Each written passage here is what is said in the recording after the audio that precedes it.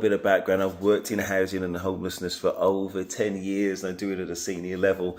There's nothing more interesting than hypocrisy, right? So we got a situation where the Labour homelessness minister happens to be our landlord, and oh my gosh, she actually increased the rent. Now, I've seen articles along the lines of, isn't she a bad person, brackets evil, forever increasing the rent, and look how much the property is worth. Like, that's relevant. Now let's change this situation, right, to something more realistic. Say if you, whoever's watching this video, let's just say that you've got somewhere that you can rent out, and let's also assume that you would rent it out to make some money, right?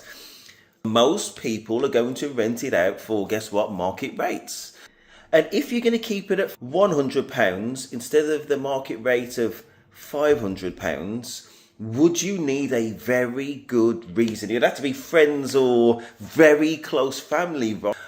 Would you give that person the opportunity saying, listen, this is what the market rent is, that's what it's going to go up to, can you afford it, yes or no?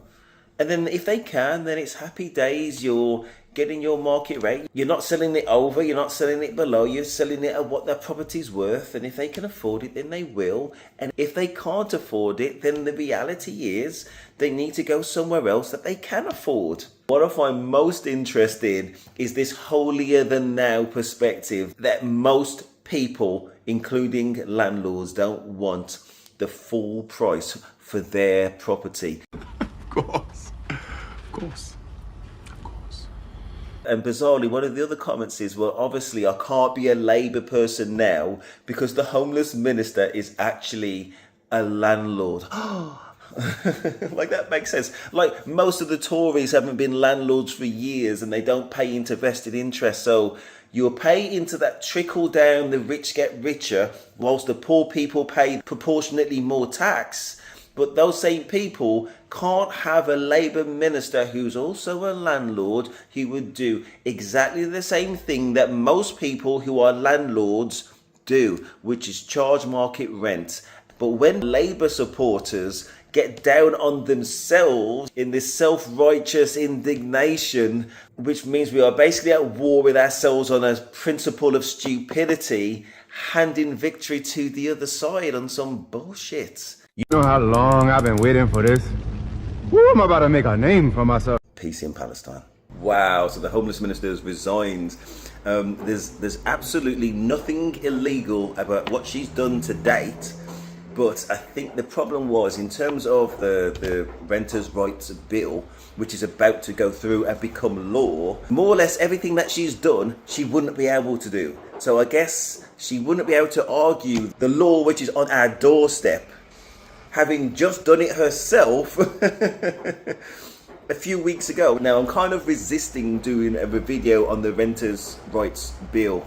But to summarise, I think it's an awful bill for a lot of reasons. So there's going to be lots of landlords doing exactly what she did and spiking rents before that bill comes in and makes rent increases incredibly difficult and evictions. So just a quick summary. In the short term, rents are going to spike. But also in terms of that dial of renters' rights and landlords' rights, it's heavily on renters' rights. Heavy on renters' rights. So just very quickly, say if you had a property that you're renting out and you had great tenants, then happy days. But let's just say you had a nightmare tenant and it's very hard to get them out and costly and time consuming, and the person who's going to bear all that is you as the landlord. Then it's about, well, what's fair? I'm not sure the balance of this bill is fair. Now, the way that she went about it is there's different elements to it, because apparently the rent is $3,300. I think that's for everything, I think. But it's got an indoor swimming pool.